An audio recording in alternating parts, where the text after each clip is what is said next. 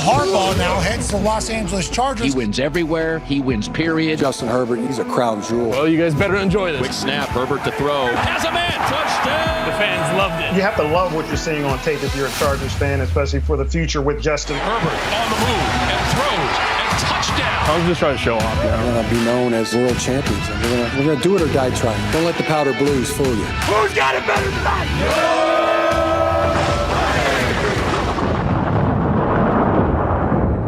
Well, hey, everybody. Welcome back to the Charger Chat. I'm your co-host, Will Dog, sitting with my buddy, Kev Huggin Duggan. Oh, my God. What's up, guys? And let's not forget Kyle, the Coach Duggan.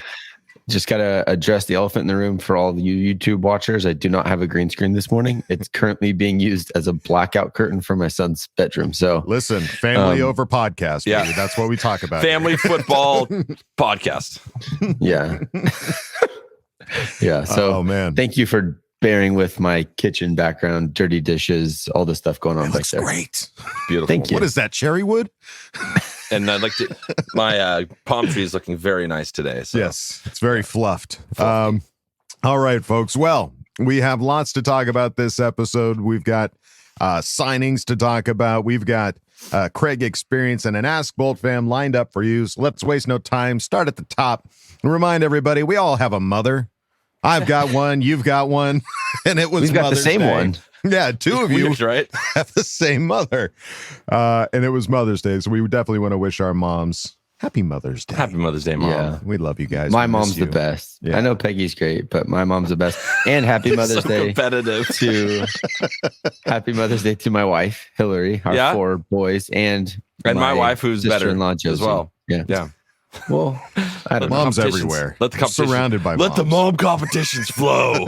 Yeah, we need a mom bracket. Mom off. Mom bracket. Get a mom off going. All right. And then this was pretty funny. Those of you that have been paying attention to the sibling rivalry between Kyle and Kevin. Well, I don't know. It's not a sibling. It's a Quentin Johnston love affair. I guess so. It's and the Kyle question making of this it. a big deal when it really wasn't, and then it became it. And then I had 15 people message me asking me when I'm getting the jersey. So when you gonna get it? Yeah, when no, you gonna seriously, give like, it? can't wait. And not even that, just like, I can't wait to see Kevin the jersey on one of the future episodes. Like, totally, like, you've taught everyone my button, Kyle. You've taught them all my button, and now everyone's pushing it. And now Kevin cannot back down. Yeah. That's awesome. I love it. Yes, Kevin went and spent Jesus. I don't want to talk about it. 340, It is what it is. 53. $340. That's with the discount. It's Quentin no joke. Johnston jersey. Oh, that's with the $70 coupon. Yeah. Can I tell you what I love and hate about this? What I love is that, when I was checking out, I was so confident in my purchase, and I was like ready. I'm like, I'm going to show Kyle. This is going to be great. And then as I'm clicking through, I hit submit, and then I look back, and the size that I wanted, it bumped to a different one. Oh, so no. it's what I ended up buying is 2 sizes too big for me. Oh no. You got a hockey jersey. And it's a custom jersey, so I can't get a refund. So I'm drowning in my love for Quentin Johnston, and I'll be drowning in this jersey. Swimming. You know I'll be what? swimming. So No, it's gonna be a good one when it gets cold and you can wear a hoodie underneath it. we'll see. I don't know, Look at it because now. There you I go. wear a 48. Yeah. I accidentally bought a 52. Now you can No, you wear can wear- pads underneath it too. Yeah. Yeah. You've You got can layer. so much room for activities. Dude, you live in This the might be Midwest. like It's freezing. this might be the Charger Chat jersey where Bulldog and I like trade off and we wear it. It's like Yeah. a community Sisterhood of the property. Traveling Pants. That's yeah, right. exactly. Yeah, Yes. I'm going on a date tonight. Give me the jersey. Brotherhood of the Traveling Jersey. Yeah, but when Kevin did finally order the jersey, he just sent a picture of his order into the group chat and just said "F you, Kyle," and that's it. And then I sent smiling faces, and he said "Suck my D." Which really should have been sucked my butt. I'm just saying. Ah, yeah, that would have missed. It's all right. We'll bring it back. Yeah. It would have been less aggressive and more funny if he said "Suck my butt" too. Well, if you see me walking around Thunder Alley in a very, very big jersey, come over and say hi. Yeah. And I feel like know we're who it due- is. and we're tell due for new Kyle in your merch. face. We're due for new merch on our Charger Chat website. We need a Raiders suck my butt themed shirt. Come on. If somebody out there wants Where to are my create artist something. friends? Get on it. Quest 360. Who else we got? Throw out some Swipe names. of visuals. Swipe of visuals. Let's get them all. Let's get them all. Suck my butt. Yeah. Please Suck my submit. butt. Yeah.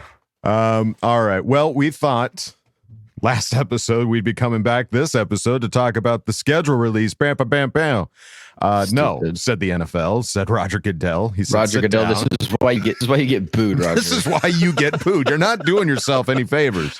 Yeah. But yes, they announced that the schedule release was going to be for everybody May 15th, 8 p.m. Eastern Standard Time. But guess what? It's perfect. Chicken butt. Because it's the day after we release an episode. Perfect. It's meant that to makes be. so much sense. It Yeah. is. It's meant to be. What were we We're- thinking? We are never going to give you timely news, guys. It's just never going to happen. doesn't And work let's that not way here. pretend like it's the stars are going to align for that to ever happen for us. Not around here. The bud. majority of the people, Not around of the people listening to this it's already released, and they're just like, you guys are old news. Bunch of idiots. Yeah. We know. Look at Kyle's Stop kitchen. telling us. Bunch of idiots, and we can see Kyle's kitchen. Yeah. So yes, I'm excited to see. I'm already seeing leaks. It doesn't look like the Chargers will be playing Kansas City on that opening week. That'll be Ravens. the Ravens. That's taking going to on be a the- Hey, they're going to get beat by a Harbaugh, so Let's that'll go. be great. Yeah. any Harbaugh, any Port of Storm is fine for us. So we'll see what happens. I'm hearing word that the Chargers might play the Ravens on Thanksgiving. That could be a bunch of hooey. It Could be a didn't look bunch like of hoo-ah. I saw a graphic floating around. Didn't look official to me. It doesn't but look official. when I first saw it, I was like, "This is perfect," and then I realized, okay, I got to temper until Yes. the 15th. Until the official word Yeah. comes out. So no official word yet for any Charger games that we're aware of, but you'll soon hear it. You guys Not see too distant Tom future. Brady's first broadcast game is the Browns Cowboys? I did see Week that. one? Yes. That'll be interesting. I wonder That'll if be it'll interesting. funny. No, there's some interesting games definitely coming around that I'm excited to see, all the rivalries, all the perfect matchups. But I think Monday night opening has already been announced. Obviously, the Kansas Jets, City game's yeah. already been announced.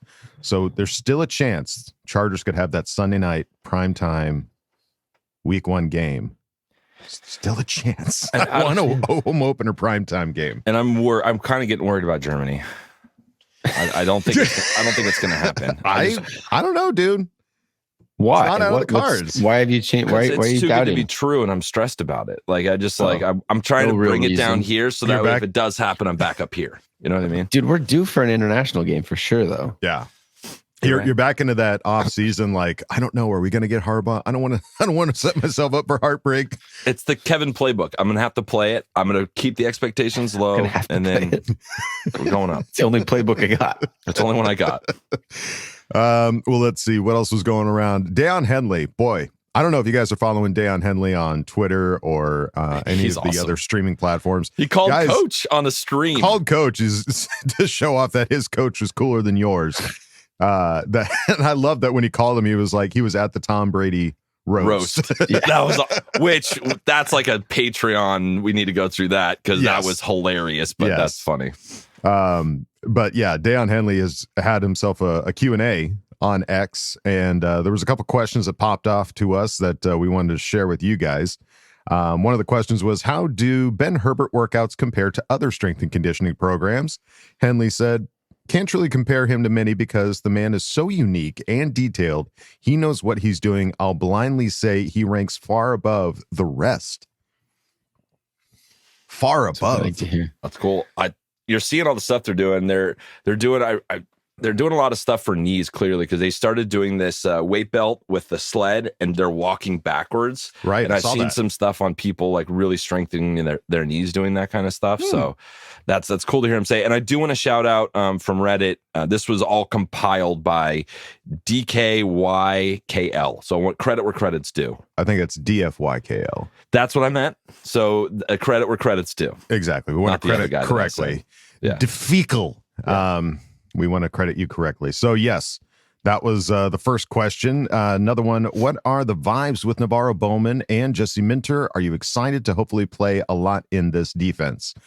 Henley said, Navarro is so wise, and honestly being coached by someone with stripes in the game makes me more confident. Minter football genius, my short response, but LOL. But yeah, he is love him. Yeah, there's validity to a guy that's been in your shoes. Because when you get coached up by a guy that's just a lifetime coach, there's just certain things that you're like, there's just doubts in the back of your mind. So if you're not successful right away, if you're successful right away, you can forget that stuff. But if you struggle, like he wasn't able to get on the field at all last year, I know there was injury stuff, but you start to question like, well, am I being coached up fully incorrectly? And this guy doesn't really know, like he hasn't been through injuries. He doesn't know how to get me back and all that kind of stuff. So that's why I love assistant coaches like Navarro Bowman,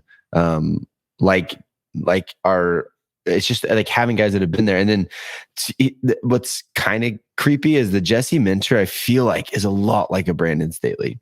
A lot like a Brandon Staley. He's not our head coach, which is great because Brandon Staley was a really good defensive coordinator. He knows the X's and O's. He knows football. And that's the kind of vibe that you get from this. That's just like what I felt right away when he said Minter is a football genius. Like he knows the X's and O's. But then he brought in guys that he hasn't been there, done that in the NFL. So he brought in those guys that can have that relationship as an assistant coach and encourage them in those areas. So it is it's a cool, like he did the right thing. Brandon Staley didn't bring in the assistant coaches that he needed. He didn't have the pull or the sway to be able to get those guys. Right. But when you have Harbaugh as your head coach, you can have a Jesse Minter football genius that hasn't been there, done that, because you're going to bring in all the assistants that have, like the Nick Hardwicks and Navarro Bowmans. And we even heard rumors of Antonio Gates being reached out to as well. Yeah. Yeah, it's pretty crazy. And the fact that you have Pro Bowlers in the room, like you have players, they're clearly building it up. Like, hey, by example, these guys are Pro Bowlers. They're smash mouth football players. Get used to this. Yeah. All great points. And then another question: have you noticed a change in the locker room with the staff changes? Obviously, small sample size with it being optional workouts. Henley said, "Big change with the short time we've been back. Big change." Big boy. Hopefully, that's big change in a good way. It's a good big change. I feel like Diane was pretty pumped during the Q&A, so I think it was an emphatic big change. Good. Not like I like that. Okay, good. Big changes. Yeah, there's been some big changes. He said, how's your relationship with Herbo? Henley said, bro, one of the coolest dudes. That's my guy. That's my Huckleberry. That's my boy. And so, I mean, like, yeah, we all knew in our heart of hearts that Herbert's probably the coolest dudes, but it's good to hear somebody else say it. Yeah, and it feels like Dayon's one of those like thermometer guys. Like if you don't get along with him, something wrong with you. You know, like he's just such a lovable, likable guy. Thermometer guy. Yeah. Yeah. It's like I get along with everybody. So if we're not buds, like there's something wrong with you. I'm the status quo for we're cool. Yeah. Another question. What's it like having Navarro Bowman on the coaching staff? Henley said, listening to bros speak and knowing what he sparks confidence. It's what you need. It's what these players need. They got to have confidence. And it's great that you get an ex-player that knows how to inspire that confidence. Like you said, getting guys that know how to get these players where they need to be and inspire the confidence for them to play well and play for you. That's obviously one of the biggest things. And then the last question, at what point did y'all know Brandon Staley was out of there? Ain't no way Henley replies to this. Henley said there is a way.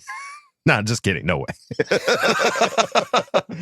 That was funny. That was a funny way to end it. That was a good way to end it. So yeah, obviously great Q&A with Deion Henley and very, very honest, it seems, some of these answers. So it's good to get a little bit of insight. But then also this last week we had rookie mini camp.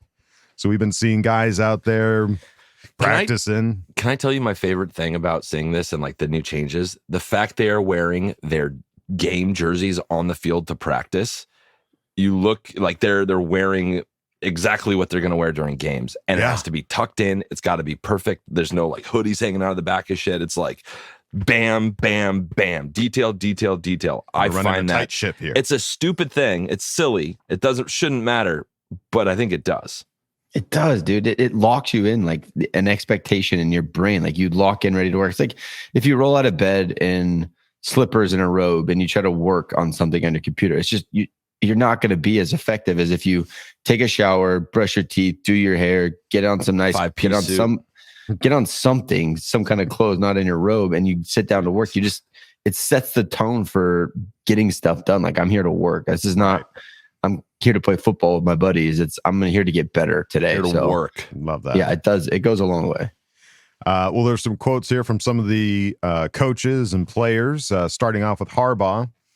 He said, "It hit me this morning about 3:30 or 4 in the morning." Harbaugh said, "Woke up staring straight at the ceiling and said to myself, it's not just another day, it's today. Maybe that's just another way of saying attack this day with an enthusiasm unknown to mankind, but it was a great day." Today. I love this guy. Day. He says, like, I'm embracing the kind of crazy talk that he has because it's so fun and it makes me so happy. But then he like sprinkles it in around talking about football and everything. So I just love this guy. I love him too. Yeah, thrilled. I can listen to him talk all day. Lad McConkey had a quote here. "At first, I was coming out here, but it didn't sink in. Then I was out there all logoed up with the uniform and the helmet on. Then it was like, okay, it's time to go now." I love it. They look sharp in those jerseys. I couldn't get over great. like the first pictures of them wearing like game day attire at their rookie mini camp. It was badass. I love that they got all of them too. It wasn't just, oh, here's our first 3-round picks and here's them and their like professional looks. Because I feel like that's how it's always been in the past. Like, here's just our first 3 rounds. Everybody, you don't care about those guys. It's like, no, these are all guys that have a chance to be an impact player on this team, and let's give them all their fair due, regardless of where they were picked in the draft. Totally. Yeah. Also, Lad's not his first name. Middle name. What's his first name? Andrew McConkey. Drew. It's not as fun. Come on, buddy. So what's going on? Maybe we should go by our middle names the rest of this episode. Okay. I'm Frank. I'm David. I'm James. Nice to meet you, James. Nice to meet you, David. We have some real boring middle names. They boys. really are. You can call me Jimmy if you want. Let's see. There's a quote here from Brendan Rice. He said, "First day was like me just being mentally focused. There's a lot going on with rookies. You have to learn the playbook as well. We have to get adjusted to the NFL, how to be a professional. You really want to put energy into the details because the details are what makes you great at this level." Harbaugh noted that he was proud of the rookies for how they handled day one and said he considered it a successful first practice. Rice said, "As good as any first day you can hope for and farther ahead than what I was hoping for." Oh, that was Harbaugh. Harbaugh said, "As good as any first day you can hope for and farther ahead than what I was hoping for." I don't know if you guys saw the tweet. I think there might have been an article he was asked about it. So basically when he fell to the 7th, he got a call from his dad, was like, "It's on. I'm going to help you. I'm going to train you. I'm going to be there every step of the way to get you." He took it ready." personal. Oh yeah. No, his dad took it very personally, it sounds like. So I'm That's scary. You don't want to piss off Jerry Rice. That's for sure. Chargers found that out in the Super Bowl. Yeah. So I'm so like, that is the coolest idea too, that the dad is fired up and going to help his son. Like, I love that idea. Do you think at some point this season we hear Jerry Rice is now the assistant wide receivers coach? That'd be so sick. Yeah, that would be sick. And did you guys see, he talked about like the mental focus of like learning the playbook and all. Did you guys see the clip going around of Dan Orlovsky walking through like an NFL playbook? Like, I haven't, no. Dude, he took out one of his old ones from when he played for the Texans, and he was just going through like the first 10 pages and just the terminology changes in between, how you huddle, how you break the huddle, like all this stuff that's so different from place to place, where you're running the same stuff, but terminology becomes so different. Dude, that's pretty overwhelming. Even when you're a vet going to a new team, you have to learn brand new stuff inside the NFL. These guys are going from, it's just their first couple days in the NFL. They're already out there running plays, and they have to have all of that consumed and figured out. It's mind-boggling that more guys don't have trouble adapting to the NFL. Like people that start off hitting the ground running, it's because you have to memorize all that stuff, and then you have to go, oh yeah, I have to go play as well. I actually have to execute it in like fractions at the highest level in the world. Yeah, it's like that whole like keep it simple, stupid, like play fast. You don't have to know too much. That's not a thing in the NFL. You have to know all of that crap. even the simplest are complex and still that thick. And it makes me like, wow, Justin, how did you do this for like 4 straight seasons with new offenses, new playbooks, 3 out of the 4? Like he's got to memorize that shit every year. It's like you're walking in without much familiarity, except for the second year that he had with Lombardi. But he's not like us, Kev. He's been doing that. He's had AP homework every summer for his whole life. Not like us. We just show up day one with our pencils and our rulers. I didn't really have it. I don't think I ever brought a pencil, actually. It was more of a flashcard guy. Just borrow pencils. Yeah. And then one last quote here from Harbaugh. I don't believe in bringing guys off of airplanes from all over the country and going 11 on 11, Harbaugh said. What you're allowed to do is not the level I want to go to with these guys. It's more of like a plane for me taking off of a runway. It starts at a dead stop, and then it builds speed, and then it's going so fast it has to lift off into the air, Harbaugh added.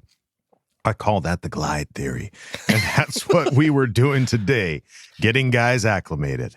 Think of it this way. We got the veterans who have been going for about 5 weeks now. I look at this as my job of we have rookies that are coming on to the 405 freeway, Harbaugh said. Traffic is moving fast, and here comes these new players, and I have Friday, Saturday, Sunday to get them to understand the system, to learn the plays so they won't slow down the veterans when they merge on Monday. His analogies are the freaking best. Great. They come out and did exactly what we wanted, Harbaugh said. I think we're going to have a really, really good fighting chance, that when Monday comes, these rookies will be pretty close to up to speed and won't be slowing down the veterans. It's a great That's analogy. funny to think of the rookies as like annoying, slow drivers that don't know how to merge. Go faster at 65. Right. Just laying on the horn and speeding up around them. They're just like the student driver sticking around the back. I can barely see over the steering wheel. Jesus, take the wheel. So yeah, lots of great quotes there from rookie minicamp. Obviously great to see these guys out there playing, seeing them in their numbers and everything like that. It's pretty special. But not to be outdone, the Chargers decided to sign a new player. This is so freaking awesome. This came out of left field. There was no like, oh, this person's meeting with the Chargers, having to work out with the Chargers. Just came out of nowhere. Veteran pass rusher Bud Dupree signing a 2-year deal with the Chargers, not one. Utah, give me 2. A former first-round selection of Pittsburgh's 2015, Dupree has appeared in 119 career games and made 99 starts for the Steelers, Titans, and Falcons, totaling 305 tackles, 213 solo. The dynamic pass rusher has added 53 sacks, 69 tackles for loss, 89 quarterback hits, an interception, 15 passes defended, and 12 forced fumbles. What number is he on our roster right now?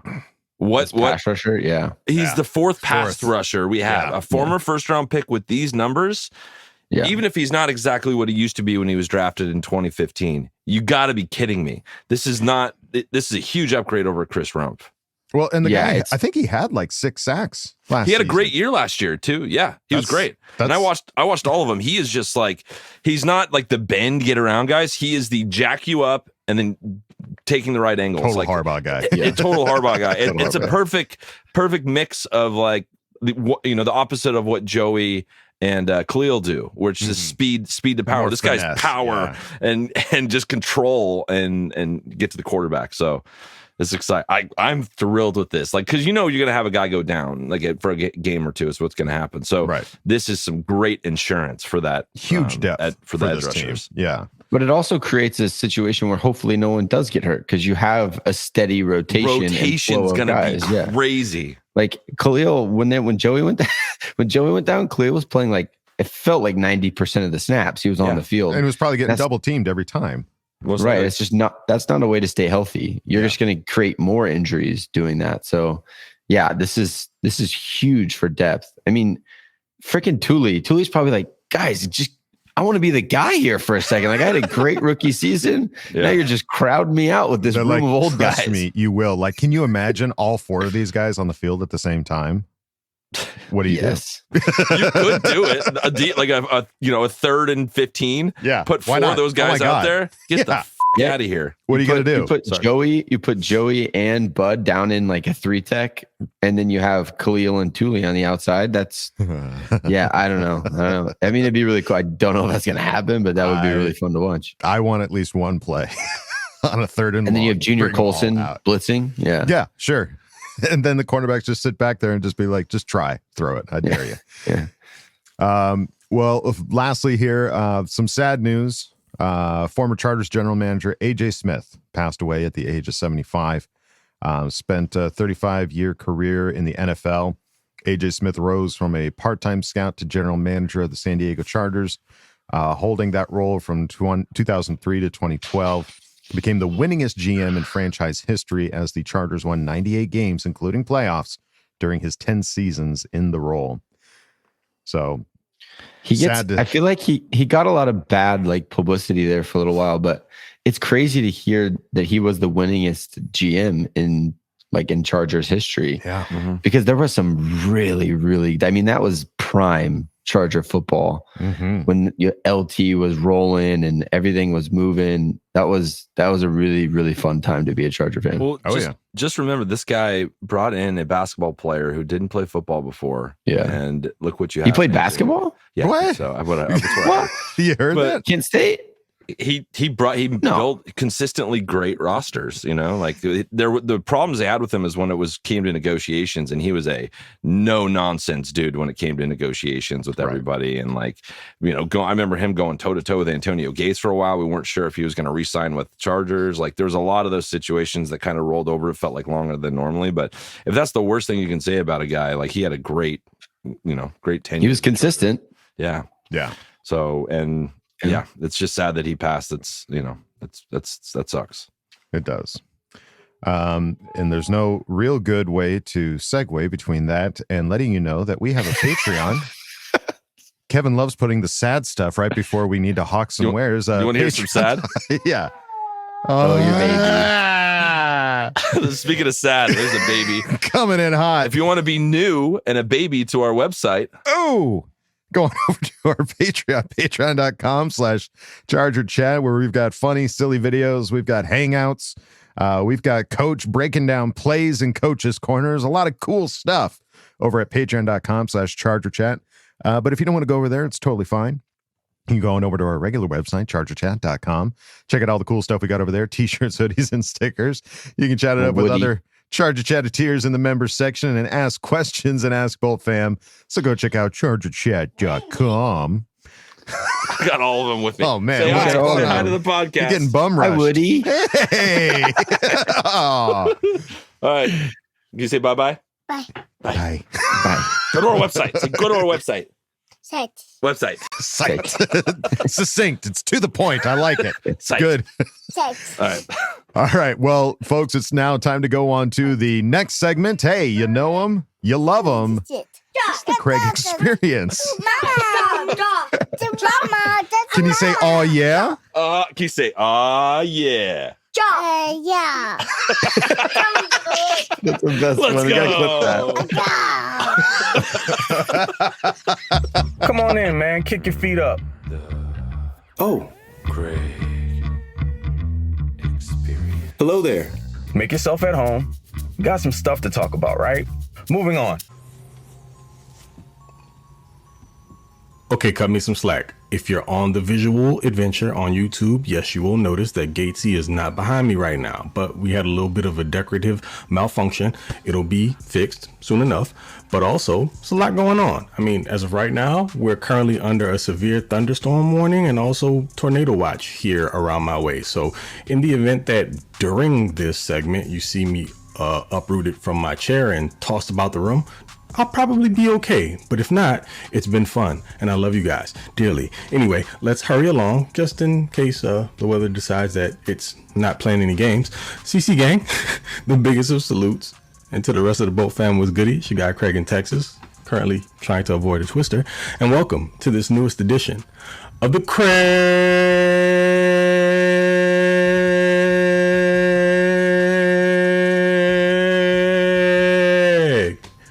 Experience. No, for real, it looks nasty outside. So let's get this done. with the draft in our rear view just a few short weeks ago, we're still actually in the midst of our first Joe Ortiz experience. And just when we thought things would settle down a bit, good old Joe out there still shaking and moving, making things happen. Couple of free agency signings. You got DJ Chark, which allows you to have more of a true vertical threat out there on the offense. So just in case you were worried about who that guy would be, because we've talked about this a little bit, that's not necessarily who Ladd McConkey is. You got a guy who can absolutely stretch the field, ran low 4.3s, LSU cat. So of course I'm going to be a little biased towards him, but Chark can really go. Now, does it seem like maybe he's lost a step or two? I wouldn't really say that. I know that he was dealing with some injuries in the last few years, and if you take that last stint in Carolina here, where he was most recently, to heart, there's not a whole lot to glean from in a positive way. But let's be honest, did you guys watch any Carolina Panthers football last year? Respectfully, it was a dumpster fire. There wasn't a whole lot of positive play to take away from there. I mean, hell, good old Frank Reich got canned before the season ended. He had a rookie quarterback and didn't even get to see the full season through with them. So take from that what you will. But taking a guy like that who can come in and complement a strong running game along with those other wide receivers who the Chargers now have a ton of, literally a plethora of wide receivers, he's going to add an element that the team needed. They wanted to get younger and faster. Well, Chark offers you that, in addition to a couple of the guys that you drafted as well. So now you've got your deep field threat. You can allow some of those other bigger body guys or even the smaller Ladd McConkey to kind of work the intermediate portion of the field, short portions of the field, and just kind of let them go to work. And let's not forget good old Quentin Johnston, which, by the way, I only realized this in a conversation with my oldest son over the weekend, that he actually played against Quentin Johnston his senior year of high school. It was Quentin's senior year also. My son caught his first pick of the year in the very first game of the season, and they blew QJ's team out. Now, QJ had like a garbage time, 50-plus yard TD to end it off, and I don't know why it never registered that he played against Quentin Johnston. But again, another one of those wild and weird Craig tie-ins. But there you go with that. Anywho, Quentin will benefit also with someone who can stretch the field, where he can do his thing underneath and also, kind of be a creator with the ball in his hand. So that's more of his game. He's going to be a move Z, and you just want to get him the ball again in space and allow him to operate there. So Chark adds something to this team that was sorely needed, and I think it'll pay dividends in the long run. And I actually think he'll be pretty productive. He was also a very sneaky contested catch guy. Do your homework on that if you don't believe me. Just because he's a little tall and gangly, he can still go up and be pretty physical at the catch point. So after that, most recently, the Chargers added a one Bud Dupree into the edge room. And now you're looking at a very formidable four-man group. Now, you've got Khalil Mack, who's coming off of a career renaissance just last year. He's 33. Joey Bosa is going to be 29 this summer. You got Thule, who's a spring chicken, 22 by the time the year starts off, and Bud is 31, most recently here in February, I believe. So you've got a really decent mix of the old wily vets, kind of those guys who are, if they're still in their primes, kind of teetering along being out of it. And you could argue that Joey should still be in his prime if it weren't for the injuries, things of that nature. But when he was on the field last season, he still did produce. I think, what did Bosa have, like 6 sacks I think he played 8 games. Don't quote me on that. I'm saying this off of the top of my head. But Bud Dupree did have 6.5 sacks last year on a Falcons defense that always seems to be looking for an edge rusher. And he had the opportunity to go back to the Pittsburgh Steelers, but declined and came to the Chargers because, let's be for real, imagine that NASCAR package. You've got all at one time on, say, like 3rd and long, Khalil Mack, Joey Bosa reduces down and goes against the guard on the inside. You've got Thule, who played a little bit bigger in college.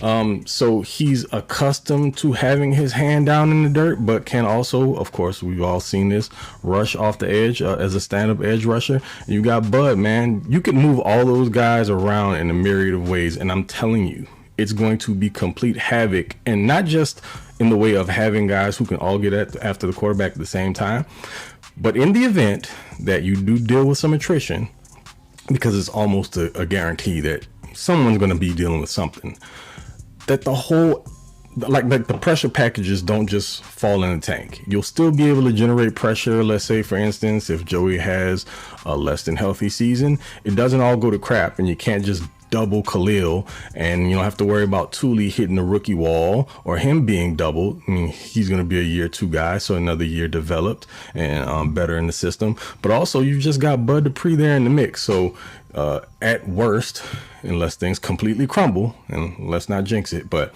if one guy goes down, you still got a pretty nasty 3-man rotation.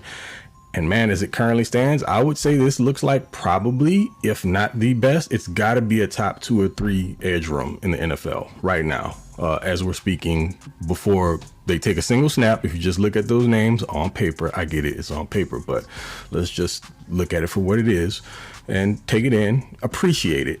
The Chargers are really going to be able to get after the quarterback. And it also helps you with regard to some of the other concerns that you may have on the defense. Let's talk about some things that they might want to work on and consider, specifically on the outside on the perimeters at corner. You've got some younger names, which you just drafted, and like a Cam Hart, and you've got some guys like Christian Fulton who need to come back and prove themselves. You still got ASJ, a couple smaller guys, and some other names. But having a dominant edge rush, guys that can get after the quarterback on obvious passing downs, really helps your secondary and helps to cover some of those deficiencies, because the less time the quarterback has to throw the ball, the less time there is for routes to develop, the less time guys in the secondary have to cover. It just kind of goes hand in hand. Now, yes, I would still like to see them do some more work on the interior, and I'm sure they will. As you're seeing things go along, Mr. Ortiz is like not wasting any time whatsoever, but he's getting quality deals on proven players. And I think that's going to continue here going into the offseason. And by the time the Chargers take their first snap in September, you're going to see a pretty solid squad, and it's not going to be top heavy with talent. You're going to have those top level guys, of course, but there's going to be proven significant improvement to the overall depth of the team, pretty much at every level. And so it's a lot to look forward to, and I'm happy about it, and you should be too. Now, I know we mentioned a couple rookies, but there's one that caught my attention here during rookie minicamp. This guy was drafted in the 7th round who should not have been taken that late, but you know who I'm alluding to. So let's cut to the chase here. Brendan Rice, Jerry's boy. Now, hearing Brendan talk, it gives you the feeling of a guy that's going to come in there and work his behind off every day. And by the end of this, do not be surprised if the guy that was taken in the 7th round ends up being one of these standout wide receivers. I feel like he's going to make this team, and I'm not even saying he's going to be a standout guy year 1. I just think that somewhere along the line, he's going to really start showing himself, because he's got the mentality that you need to be successful. Like, he's coming in with a chip on his shoulder. He's got the ultimate competitor as a dad. I mean, literally the GOAT wide receiver as his father, backing him up, training him, saying that he's going to be there along the way. And did y'all hear Jerry? I mean, he said his dad was hot with him having been taken that late. And so Jerry's going to put his all in to helping Brendan be his very best. And just some of the things that make the most sense to me about why he fits so well into this offense moving forward is as a receiver, you're going to have to earn your targets, because you're going to have to block. And if you don't want to put a hat on a hat with a guy, if you don't want to stalk block, if you don't want to do your job backside, you're probably not going to see too many opportunities to catch the rock. So if you're out there doing your job and Brendan relishes in, being a physical guy, then you're going to see your fair share of balls. And I really do truly believe the Chargers got a gem in the 7th round, along with some other guys, but we talked about that before. I just wanted to put the spotlight on that young cat, because I genuinely feel like he's going to be someone who steps up and makes his way onto this roster and produces. And also, it can be a way for his dad to make amends for essentially lighting the Chargers on fire in Super Bowl 29, to the tune of 10 receptions, $150, and 3 TDs, I believe it was. So yeah, you owe us, Jerry. We'll take your son as tribute. Capping this bad boy off on a somber note. I'm sure most of you guys out there already know this, but longtime Chargers GM, also former director of player personnel and assistant general manager, A.J. Smith passed away a couple days ago. And just to kind of think about happier times, I'm sure I've already regaled you guys with the story of how I became a Chargers fan, but just another quick run through again, because AJ is a huge part of this. See that guy up there on the wall? And if you're on the audio adventure, pointing at the LaDainian Tomlinson jersey that's up there, AJ was a huge part of that. That happened in a 01 draft when they also selected Drew Brees, and that was, I believe, AJ's first year as director of player personnel and assistant GM. So he was a huge part of that, and that trade that happened that went down with the Falcons that got them Michael Vick and got us both LT and Drew Brees. And, I didn't become a Chargers fan until I was in high school. And that was because I just didn't have a team up until that point. My family's from Louisiana. They were all Saints fans, so I cheered for them in the background. And I had family members that were Cowboys fans. Yuck. And I kind of sort of, yay a little bit with them too. Emmitt Smith, the whole history there. Troy Aikman, Michael Irvin, you know the story. Deion Sanders, all that good stuff. Kids like winners, so you somewhat be associated with those things. But when I started to come of age and I played running back all the way up into my sophomore, junior year of high school, and converted over to wide receiver. But in high school, my favorite running back that I followed at TCU was LaDainian Tomlinson, and I made a vow to myself that wherever that guy went, well, he was number 5 at TCU, but wherever 5 went was where I was going to be. And AJ was a huge part in making that happen. So I want to say thank you to your contributions to this team and everything you did for us, Mr. Smith, and may you rest well. You are greatly appreciated. So with that said, I'm going to end things off there and make sure that I don't need to go find shelter anywhere. Seems like the wind has died down a bit, so sounds good. No sirens or anything. That's all good news. But anyway, you guys, thanks for kicking it with me. I will catch you next time. Y'all know who it is, Mr. Bogang. Or Do Not Bang, aka TOP_FLYT3 on Twitter. And you can also catch me as a co-host of the Lightning Round podcast. So do please come check us out over there. Thank you for your support. And till the next one. Okay. Love you. Bye. Well, there you go, folks. Another awesome Craig experience. There's a lot to digest in there, Craig. But yes, I'm glad he wasn't lifted away. I'm glad, I was stressed out of my mind, like, oh my God, what's going to happen? Holy shit. Oh! I'm glad you're safe there, Craig. I thought he was going to say if I have to get up and go protect my family. And no, he said, if in case I get uprooted and thrown across the room. Recording. Yeah. Yeah. Glad that didn't happen, Craig. And what a crazy stat how did you not know they used to play Quentin Johnston? That's pretty amazing. Yeah, as we were watching that, I was like, wait, how do you not know Quentin Johnston's in your hometown? But I guess to each his own. You're honestly, to his defense, he was probably more locked in on watching his son than watching the opposing wide receiver. So good for you, Craig. Cut him some slack. You're a super dad. Oh, look at that. Well done.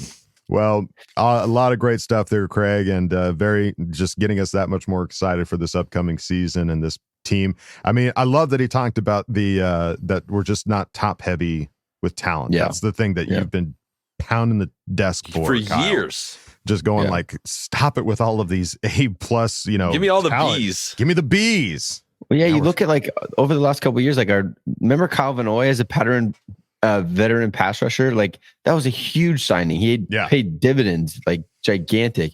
You just have to have those cheaper deals, but you also have to have those guys want to come to you. 100%. So hearing that he turned down the Steelers to come and play for Jim Harbaugh and the Chargers, I mean, that's part of the culture that you're building is people want to come play here to either rejuvenate the career or try to win. Yeah, it's very exciting. So Craig, thank you, buddy, for another awesome Craig experience. And now, folks, it's time to go on to the next segment, Ask Boltfam. Let's just go. Let's do it.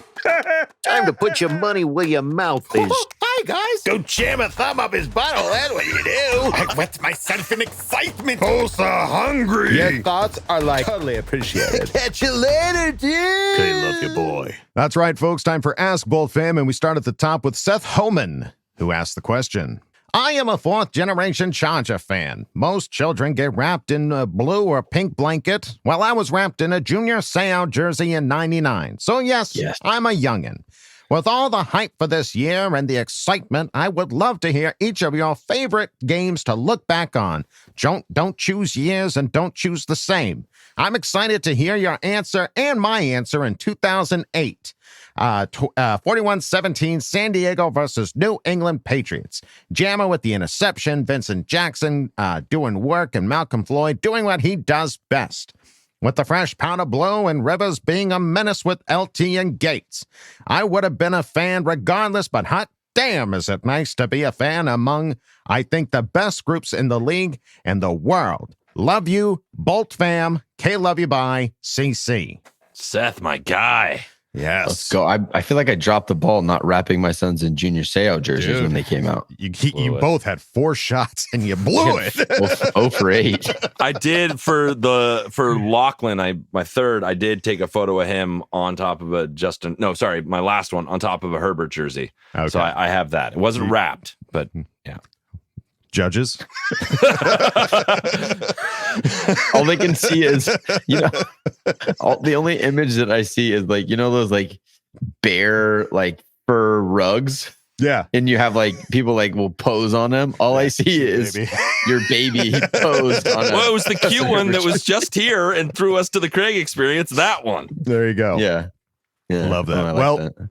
What are some of your favorite games to look back on?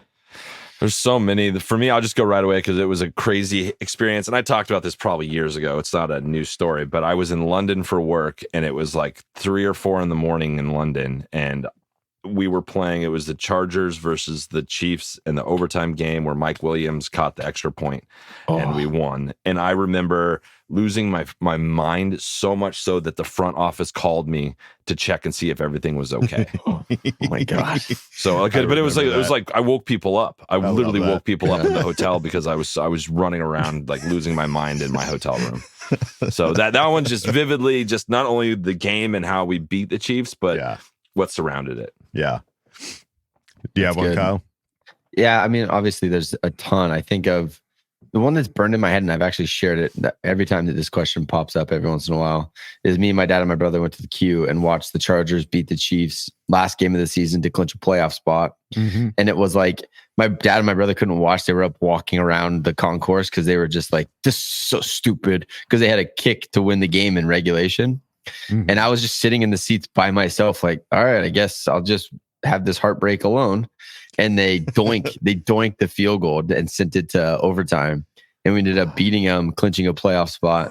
And it was at the Q, which is so many great memories at Qualcomm. So, but yeah, I mean, winning, we beat the Bengals in the playoffs. Me and Kev flew in to watch it with me at the sports bar. That was a sick game. That was fun. Beating the Ravens in the playoffs a couple of years ago. That was awesome. There's so many fun.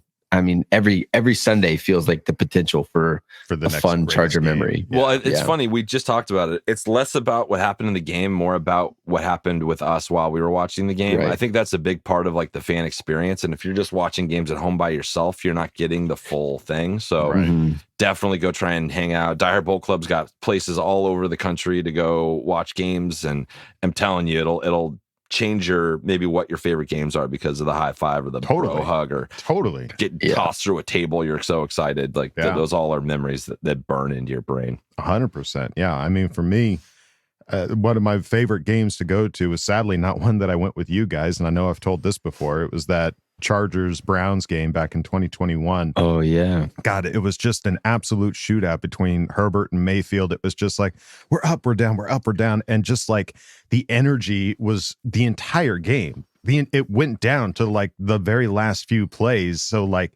to be invested in a game from start to finish like that, to not go into the fourth quarter either going yeah, we got this, or don't blow this. It's over. Yeah, don't blow this, please. It was that more kind of it just kept going the entire time. And I'll never forget that because that was just such an exciting game to be at. And that was cool too, because we gave away 2 tickets to fans on our Twitter and they went with you. Yeah. I was sitting with 2 people that I'd never been with before. That's what made it even wilder to share something like that with people that I had never watched a game with before. So it was special in that regard as well. So there you go. Seth Holman, thank you, buddy, for asking the question. Let's move it on now to Jacob C. Ariano, who asked the question. The feeling when I received a text from my cousin saying, "We got him," in reference to hiring Harbaugh a few months ago was one of my favorite memories as a Chargers fan. Perhaps it's due to feeling as low as we all did after the Raiders loss that made this hiring hit different. I know other fan bases say the same old Chargers are undefeated in the offseason, but it truly made me feel like we had a chance for something significant, even if there hasn't been a game played yet. I've been a fan since 2006 during LT's MVP season, and don't have many highs as I do lows since then. But for each of you guys, who've been fans for much longer than I have, what are some of your highs and lows that you guys will never forget? And for the highs, does it compare to the high we all felt when we got him? K, love you, bye, and Raiders can go suck big major butt. Love it. Awesome. I was trying to pinpoint when I actually like became a Charger fan. I'm kind of circling. I gotta ask Dad, but I'm circling like 92. I feel like it's kind of when, because it was before our Super Bowl run. I feel like it was 92, 91, 92. And I was like, is it 8 or not 8 or so? Yeah. And you were like a baby, you're like 2. I was 2. Yeah. I feel like that feels about the kind of the right time zone for when we became real fans. And it's been a roller coaster ever since. Like, you just remember like the memories like that. I remember the Super Bowl. Like, so I actually remember the Pittsburgh game much more than the Super Bowl. Winning, running outside. Everyone came out on our street, on our cul-de-sac, and was like out there yelling, celebrating, running down the street. It was so freaking cool. And then just, basically Phillip Rivers occupies such a big part of my life, and like seeing him win, seeing him talk trash, seeing him do all of his thing, it's really just kind of players that kind of led me through my Charger fandom. So there's a lot of them. Yeah, I remember we were season ticket holders at the Q, and I remember going to a game, and we were bringing friends. It was me, Dad. We had brought a couple friends, and they were making jokes like, "Knock, knock, who's there? Owen who? Chargers are going to be 0-12 after today." And I was like, oh, God. Yeah, because we had won a game or something. It was like bad. We were just so bad there for a little while. There was a few seasons where it was just like, we're a complete joke. Like, we're not it.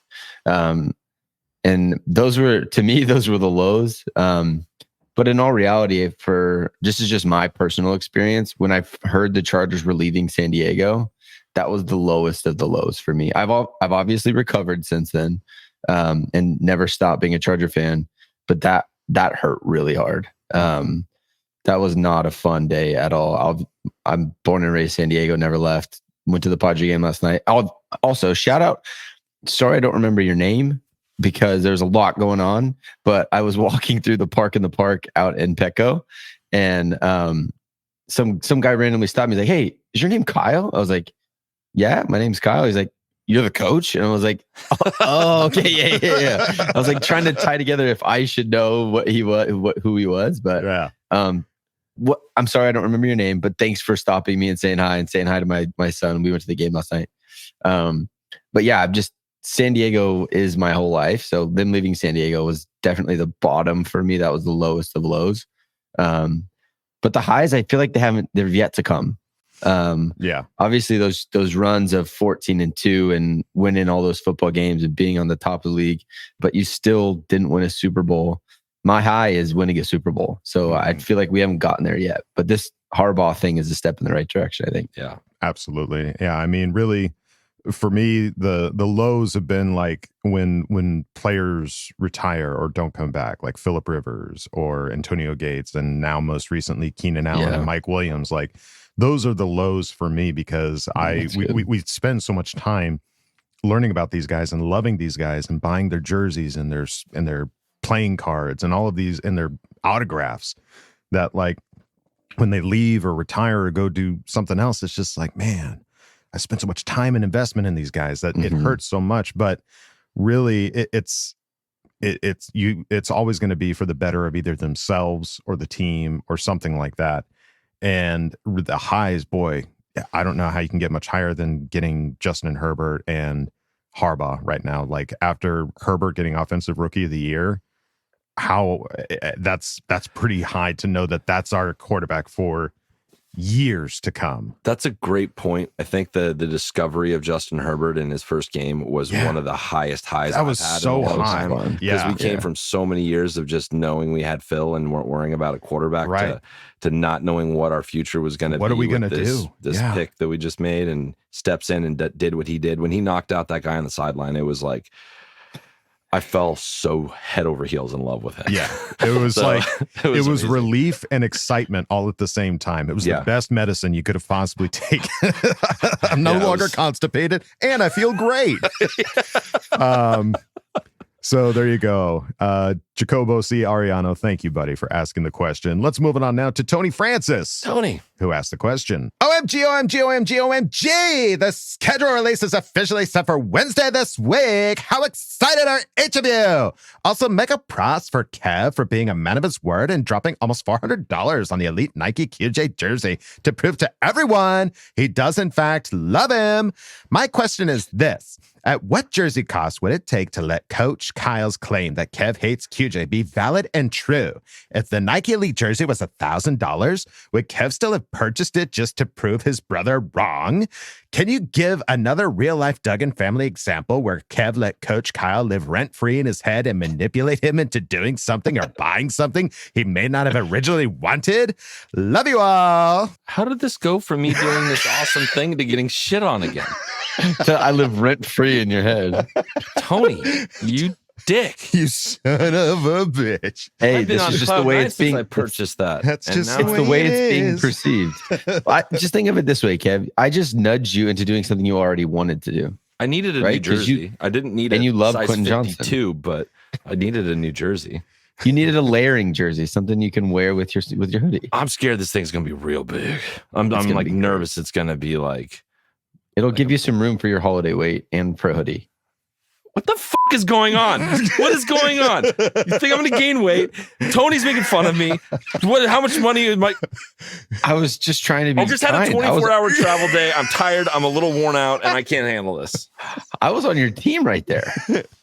But then you said I was going to get fat. Okay. You said I was going to get fat.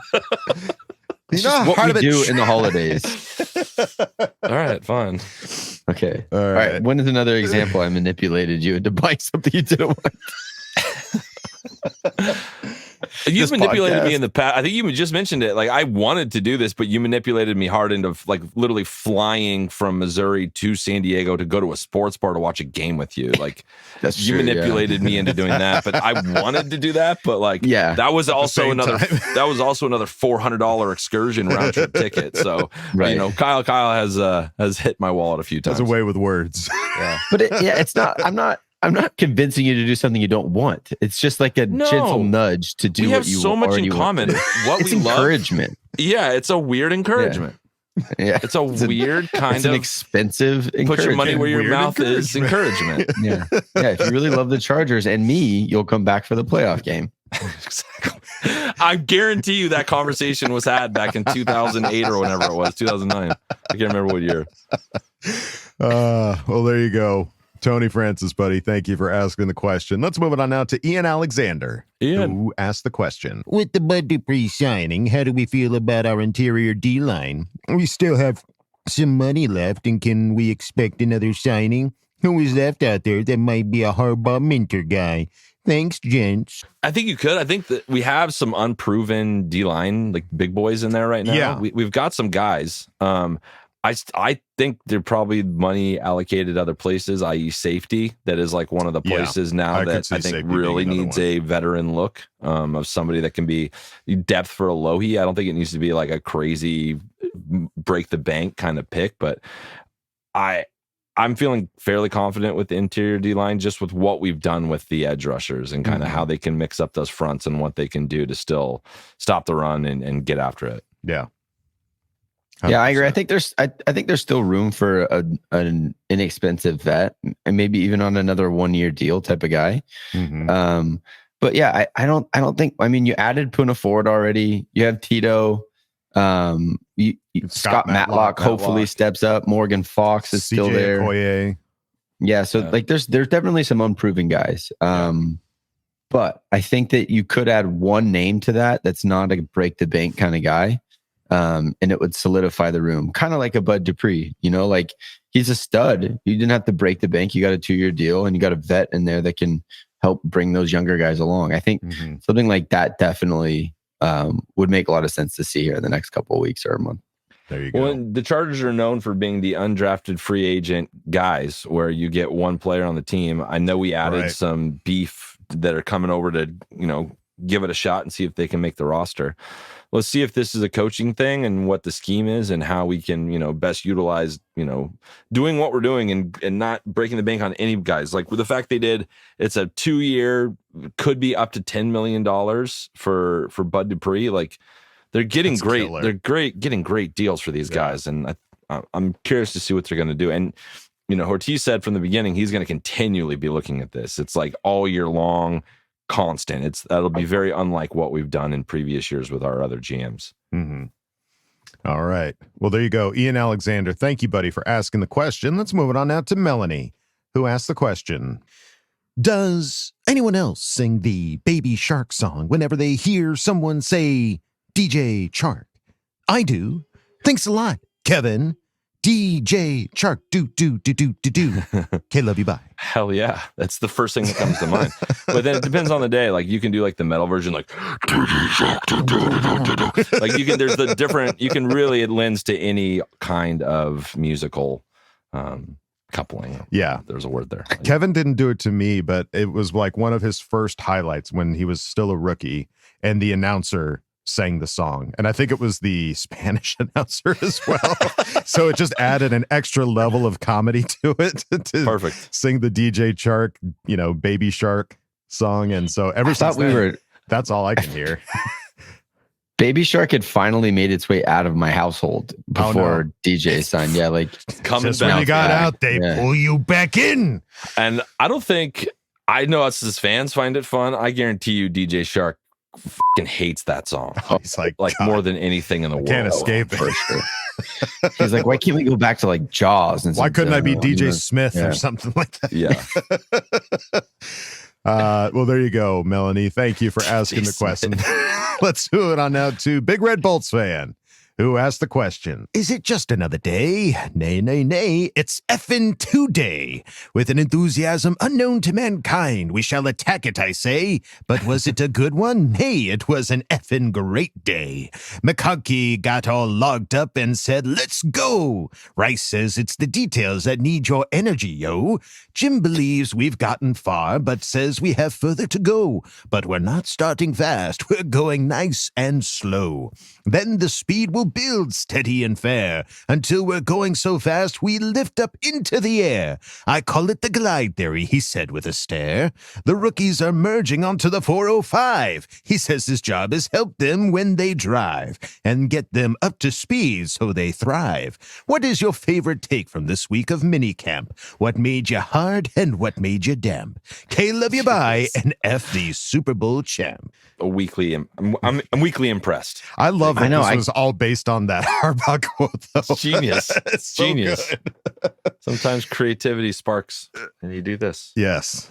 So favorite takes from minicamp.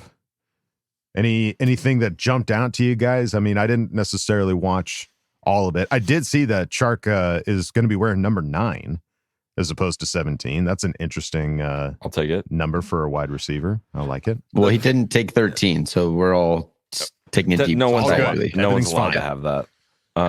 The one thing you just watched, we haven't gotten a lot from minicamp. We just got little highlight videos and clips. Right. The one that I'm seeing is just how big Joe Alt is.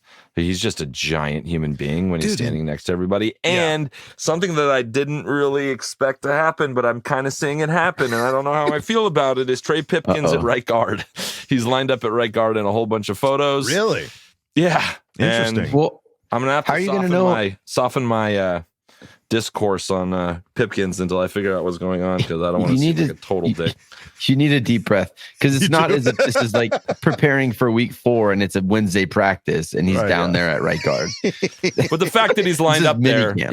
he's never lined up there at practice before. Well, So, I mean, because you're paying the guy a lot of money. They're going to see if he can do it. They're going to try it and see, and if he kills maybe it, great. he's But great. Maybe he'll be great. yeah. Hey, listen. maybe his skill sets were built for guard this whole time, and we Telesco just pigeonholed him as a right tackle, and that's not where he's going to be good. Who would be happier than if Trey Pipkins becomes an all-pro right guard? I would be the happiest guy in the world if we had an all-pro right guard sitting around at right tackle. Will it happen? I don't know. I'm hoping that it does. I don't know. I'm not like, I want Trey to fail and then the Chargers aren't good. Like, I want him to do good. I don't think that he was best suited to be our starting right tackle, which he no longer is. So here we go. Well, and it's interesting because our center's like 6'5", so like the entire offensive line is like taller than 6'5", except for like I think the left side of the line's a little shorter, but Zion like it's like center to right is like enormous. Just towers. Yeah. There you go. Big Red Bolts fan. Thank you, buddy, for asking the question. Let's move it on now to Javier Rodriguez, who asked the question. Hi, guys. Love the show. With the wide receiver room so packed, do you still feel like Davis is a lock for the 53-man roster? K, love you. Bye. He's got to be. Yeah, he's your return guy. Yeah. The return game is only going to get bigger this year, and he's arguably one of the best in the whole NFL. You're not going to keep him on your practice squad. No. You can keep a 7th-round pick on your practice squad. They'll clear waivers. Yeah. Darius Davis is going to clear waivers. Somebody will scoop him right up and put him in to return kick. So how valuable Darius is a lock. Got to keep him on.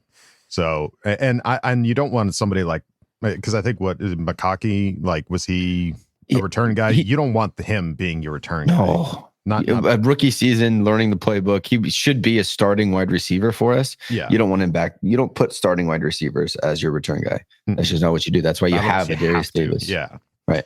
There you go, Javier Rodriguez. Thank you for asking the question. Let's move it on now to Ulysses Pineda. And shout out to Friar Bolt. You guys are pretty much in the same vein. And damn it, you both asked really good questions, but I'm going with Ulysses on this one, who asked the question. It's been a quiet week on the Nipple Watch 2024 front.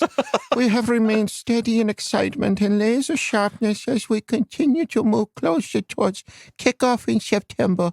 More news on the nipple front will follow eventually. Stay tuned. I'm really curious to see how the hell this receiver room shakes out in the addition of DJ Chark. He wasn't overly impressive in Carolina, but then again, that entire team wasn't great. And Bryce Young had a really tough time. Poor kid almost got killed on a weekly basis. How do you guys see the receiver room shaking out? I am predicting a great Quentin Johnston season. Shamelessly positive, baby. There's just no way he doesn't feel the pressure with all the additions to the room. I'm thinking Palmer and McConkey will be the 1 and 2, and Johnston and Chalk at 3 and 4, and Brendan Rice at 5. What have you have to do to keep Darius Davis for returns? But I can't see more than that being kept on the roster. What say you, man? As always, suck my butt, Chiefs, Raiders, and Broncos. All right. Well, it is a hefty wide receiver room. I don't remember how many we kept on the roster last year, and I know we had a few of those that were on the practice squad. I know Simi was on the practice squad for a while until we needed him. But I mean, does 5 feel? It almost feels low for the amount of wide receivers that we have now. I know the room got full fast, but yeah, I think 5 receivers is going to be it with Darius as your kind of flex wide receiver return guy. Yeah. But I think Cornelius Johnson, he'll stick around on the practice squad and he can be that floater if somebody goes down. Mm-hmm. But yeah, I mean, that going into this, what we had 2 weeks ago compared to what we have now, that is an exciting wide receiver room. Because I think Josh Palmer, Quentin Johnson, both are guys that are out to prove something this year. They have a lot to. Palmer is trying to go get it paid. He needs a deal. Quentin Johnson, true, arguably rookie bust, and he wants to get his name back in good light. So it's going to be a competitive room. I'm excited. I think it's great. And I agree with all the, as far as where you put them 1, 2, 3, 4, 5. Those are your 5 guys. It's just depending on what their skill set is on when they're going to be on the field. But sure, yeah, I agree. Yeah, it's gonna be a weird kind of heartbreaking one because I think there's a couple guys that aren't going to make it and probably will move on. You know what I mean? Oh, yeah. So we'll see. It's an embarrassment of riches at this point, but it's cool because it's not a ton of proven guys. Besides Palmer, there's not a lot. And Chark a little bit. not a lot of recency bias to help you with the crazy excitement for him just because of his situation, as in what he said in the question. It's going to be interesting to see how they knock out those other ones, and because there's a lot of unproven guys and, competition. Let's go. Yeah.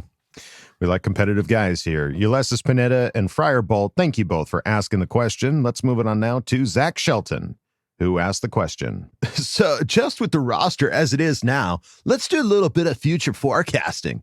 Who do you think is going to have the most tackles, most interceptions, and most sacks? For tackles, I think it could be Colson. For sacks, I think it could be Mac again, even though I think it would be cool if Thule had this season. For interceptions, I think it might be a tie between James and Asante Samuel Jr. Okay.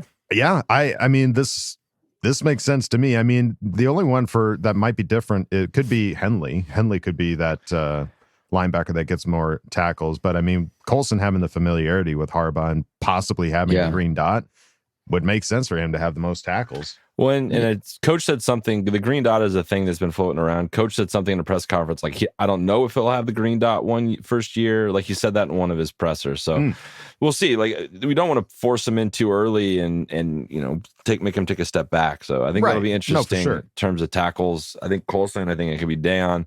Who knows? Perriman is a tackle freaking machine. How often he's going to be out there on a lot of those running downs. True. And that dude he has a lot of tackles. Oh yeah. I think Zont is interceptions, and I think if Joey can stay healthy, it'll be Joey. Oh, bold! Wow, bold take. I like that. I think it'll be Joey. Who do you block? And I think he has. I just don't know how you do it. It just depends on the rotation and who's out there when. Because this is going to be hard to decide who's out in what situations. Because you have 4 of them that are really amazing. Yeah, I think in all of those situations, it's not going to be one guy has an astronomically more than the other. Like, even for tackles, like, it's going to be pretty well spread out. Some guy might have 10, 15 more tackles. Sacks, somebody might have 1 or 2 more. And that's what you want in a roster. You want a balanced team. Right. And I think that's what last year we answered these pretty quick. It was like, this guy, this is going to be it. It's hard. But it's more spread out and even. I think Derwin's going to have the most picks. I think he's going to be utilized a lot better this year. He's going to be around the ball, more opportunities to make plays. But yeah, sacks and tackles, I'm hoping it's just so well spread out that it's like this week Junior's leading, and then it's Denzel, and then it's just moving back and forth. I think Colson's going to be on the field the most because I think he's the most all-around linebacker that we have. I don't think he has to come off on nickel packages like Denzel will. And so he has more opportunities for tackles. But I think that's the best part of our roster is it's going to be pretty evenly spread. Love it. There you go. Zach Shelton, thank you for asking the question. Let's move it on now to Mr. Pekar, who asked the question. Here's one to read before Andrew's rap. I was asked to be his hype man. I also don't know what the beef is besides what's for dinner. So rap in the style of Arnold, please. Okay. Here's my boy Ramsey. He's from North Carolina, whose bars are so slick, y'all, nothing could be finer. Right now, Andrew's sitting here with settled to score just to give up now because you really want no more. Andrew's blessed. He's confessed that you're really not the greatest, nor in the position, nor the place to debate this. So you'd better listen up because he's about to heat your fanny to your mama, your daddy, your bald-headed granny. They're gonna wonder why you started this rift because your grammar is lame. Yeah, just like Taylor Swift. Go pick up your jar because it's lying on the floor and go get your ass ready. Ramsey's knocking at your door. All right. Well, what is happening right now? I don't know. There's factions. There's now a Ramsey versus Coach faction. Yeah. I don't. They're trying to vote you off the island. I guess I don't know.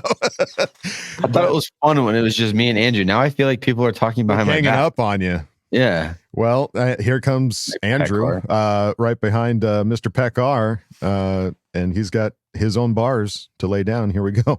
Not a bad little Dougie from your hood in South Cali, but I've honestly heard better from the Porters in Thunder Rally. You see, I'm a little Trini with the hint of Miss Nikki, so you got to take it higher or get burned by my fire. Skirt, skirt.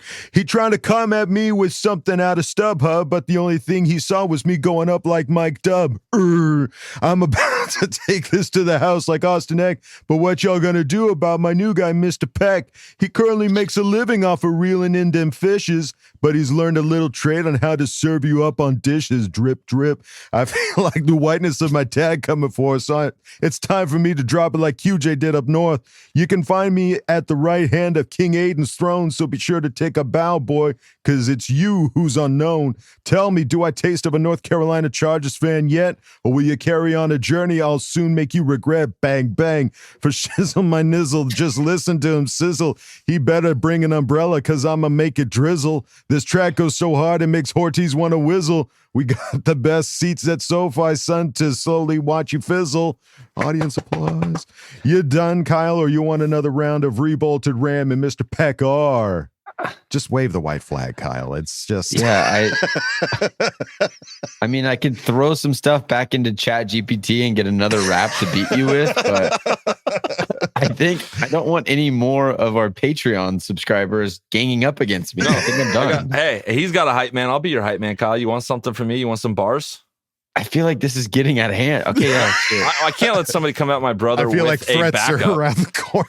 And I'm not gonna lie, I just Chat GPT'd this. This is a GPT original. Here you go. Yeah, let's hear it. Yo, listen up. Let me tell you a tale about a brother named Kyle. He's tough as nails. In a world full of trials, he's standing tall, facing storms head on, never gonna fall. Oh. Raised in the fire with a heart of gold, but the haters keep coming. Their stories unfold. They're trying to hear him down, but he won't break. Kyle's got the strength. Make no mistake. Oh.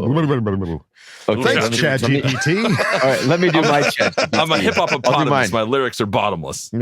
Okay, I'll do my Chat GPT. And then this is done, Andrew. We're done, okay? We're done. After this one. No more. Yeah, okay. All done. Here we go. We're friends. Yo, listen up. Here's a story about a QB named Andrew on the field. They both started the same way. Chat GPT is pretty straightforward. They do a lot of like early 90s, late 80s rap. Yo, listen up. On the field, he's sluggish, moves like he's in a canoe, takes forever to decide, ain't got not speed or flow. This isn't making any sense. Opponents see him coming. No, it's an easy throw. He's talks a big game, but can't back it up. It's crunch time. He's a kitten, all bark, no cut. Just like a football, he fumbles under pressure. His game's a disaster. Can't even find a measure. How about that? We lose. All right, here it is. Here it Andrew. is. This is how we end this. Andrew won. Andrew wins. Okay, yeah. Good job, Andrew. Congrats. You're a winner. There's no prize. Your No own prize. rap. Yeah, the prize, hurt feelings from Kyle. That's what you want. Are you happy? You owned him. Thank you. All right, Coon. Andrew. Thank I'm you. coming for you, Peckar. Don't you come at my brother like that. Let's move it on now to the K-Man, who asked the question. Question. In my opinion, the Chargers seem ripe to have an international game scheduled in Germany. The obvious star power matchup would be Herbert and the Bengals Burrows. I feel the Panthers could, but they lack the star power the NFL craves. Is this the realm of possibilities? Thanks. Well, it's official that the Panthers are going to be in Germany as the home team. So and that's we're playing them. Star power or not, it's happening there. And we're playing them away. So and we are an away possibility for the Panthers. So if anything, that's the only option that we have, right? On our away schedule. Yeah, only international game that we could have. So if it's going to happen, it'll be Panthers in Germany, and we'll find out tomorrow. So thank you, K-Man, for asking the question. Let's move on now to Manuelito Pedito, who asked the question. Sup, party people? How about we make a pack and plan a game for all the Bolt homies out there to attend and fill this stadium up? It'll be nice to see the stadium not looking like Skittles for once. The Red Sea. Let's turn the sea back to blue again. Powder blue, that is. Okay, guys, much love with Kevin Duggan type hugging. Pedito out. Well, listen, we are always at the home opener. So if there was ever a time for there to be a sea of blue at the stadium, it's the home opener, because we'll be there. And I think everybody is going to be so excited to see what this Harbaugh team is going to do, what the Roman offense, what the Minter defense is going to produce.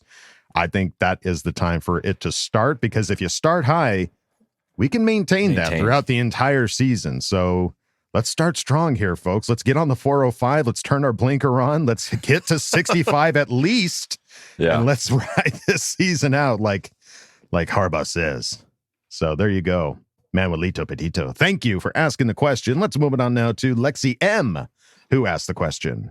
It's been a while. I'm excited for the beginning of the season, and it made me think. I have a proposition for you guys. I got some money laying around wanting to give it to you so I can share your season tickets. No, I don't regret putting you on the spot. Ha ha. K, love you, bye. You want some of that 307? Some of that 307 magic? You want to get in on this 307, Lexi? Hey, good news is, Lexi, we don't get to go to all the games because they live in Missouri and I have 4 young children. So chances are you can buy our tickets at a low price. Yeah, we do not make it. Whenever we refuse. can't go, we don't ever make money on It's these face at all. value. It's face Yeah. value. We made a 100%. promise to each other to never, ever try and And make it money. always off of- goes to a Charger fan. So Always. step right up, Lexi. But So yeah, as long as you're not bringing any Raider fans with you, you're fine. Lexi's good. I believe in Lexi. We got you covered. Yeah, Lexi, just, we'll post about it and you'll probably hear it first on Patreon. Absolutely. So that's Yeah. right. There you go. Lexi, thank you for asking the question. And we go out of Ask Boltfam with Athair Kader, Kader. who asked the question. Chad, Kevin, love you, my guy. Coach Kyle, always love your energy and answers. And I'm not going to forget about my baby, my love, Bulldog, baby. I have a statement I want to make, please, and I will ask a very important question, baby. Let's go 2022 season when Herbie got hurt his ribs in Kansas City and he had to play the following week. Not to mention we as fans losing our mind. This kid is in the game while he's hurting down 28 in the fourth, baby. Staley and Telesco, what the f*** are you doing? This kid should be out of the game, baby. Now to my important question, please. Bulldog Kevin, love your thoughts after my coach, baby. Coach Kyle, Jim Harbaugh at the helm and Ortiz as our new GM. Will this happen to my baby QB? I do not believe that. It's different between Staley and Harbaugh. But Coach, I want to hear from you, please. Will Coach Harbaugh and GM sit Herbie down and possibly take the loss, baby? I know my coach will have no problem benching Herbie and tell his DC, I need you this week, baby. Coach, I truly want to hear from you, please. How Coach Harbaugh will handle this situation. I love you. Thanks. FTR Chargers country. Let's fucking ride, baby. 24, baby. Athair. My man. All right. Athair. That was a situation that happened not last year, but the year prior, where Herbert got hurt his ribs, and stayed in the game somehow. They talked about. I'll say one thing at the though. They weren't down 28. They were within like 1 touchdown, and that's why he stayed 14. in. It wasn't. It's 14. Was it 14? Okay, sorry. I think we scored, got it close. We had to get the onside, didn't get it type of situation. That's right. That's right. think. That's right. So it was a close game, but yes, I think a lot of people were saying, why are you leaving this guy in? He's hurt. He's our star quarterback. Why would you not bench him? And I remember them saying something like he wanted to stay in and he's a leader of the team. And so it's a way to inspire confidence, but at the same time, you're risking the health and safety of your bread and butter, your main guy. So how do you think Harbaugh would handle that? Well, I think there's a couple of things. One, if the guy's hurt and it's not going to get worse, then you roll. Sometimes you make that decision on the flow. Unfortunately, I don't think Harbaugh is a soft coach that's going to pull guys for getting owies. Everything that we've heard from Harbaugh is he's hard nosed. We're going to run the ball. Like maybe it turns into we run the ball a lot more. But I don't think he's going to be the one to say, "Yeah, Justin, you need to sit out." He might. I think that's part of the new coaching. It's fun to see what the new strategies are going to be. Like right. Brandon Staley went for it on every 4th down. Do we see that still? Yeah.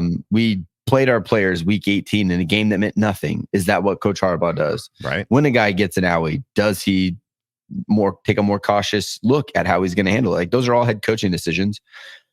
This situation, I don't think he does it any differently. I think if you're, especially year one, when you're trying to instill what the culture is at the program, I don't think you're going to bench a guy, especially on the road at the Chiefs, when you got a shot to still potentially win a game. I don't think that's the Harbaugh culture. I don't think that's what he's about. So I'm sorry if that's not the answer you want to hear. And I may be wrong. That's just what I think based on who we know in Harbaugh and his old school kind of football, hard-nosed, run it down your throat. You may run the ball a lot more, but I don't think Justin's going to come out of the game in that situation. Do you think any differently, Kev? I was going to say the exact same thing. I think if anything, it's going to be a tougher situation. And if anything, he stayed in for pretty much everything that isn't a finger. Like when it comes to his hand, like we'll deal with the core. Just don't with his hands. So as long as they don't do that, we'll be okay. But I think it's going to be a tough team. And I honestly don't think we're going to get into situations like that because we're going to be able to run the football, and you're not going to have guys being able to tee him up like they were previously. Yeah, I think that was also going to be what I was going to say. Like, God willing, this doesn't happen again because of the amount of effort that they have put into building this line, into establishing a run game and protecting him and giving him a chance. It's not going to be him hucking the ball 40, 50 times a game, running around for his life in the backfield, trying to find somebody open. They're going to be design plays that I think are going to help him stay healthy, stay safe. And if it does come down to that situation, I'd have to agree with Kyle. I think it's one of those moments. I mean, if you're down 28, that's different. If you're down as close as we were, if we still have a shot, they're probably going to keep him in there if he feels like he can play. It's obviously up to him. If he's like, no, I can't go in, that's different. But if he wants to go out there and he wants to lead this team as he has in the past, he's probably going to do it. So, agreed. There you go. Athir Kadir, thank you for asking the question. And thank you, everybody, for asking questions and Ask Boltfam. And those of you that even rapped and hurt some feelings over here at the Charger chat, we love you too. But I think that's going to do it for this episode. Any final thoughts there, gentlemen? Schedule release, baby. Germany. So I really hope it can come to fruition, and then we can figure out how we're all going to go to Germany together. Like, that's what I want more than anything. So I should probably get a passport as well. I would probably get on it. Yeah. All right. Well, there you go, folks. That's going to do it for this episode of Charger Chat. Don't forget to bolt up because we're ready for any squad, any place. Okay, love you. Bye. Okay, love you. Bye. Okay, love you. Bye, baby. And now, a word from our sponsors.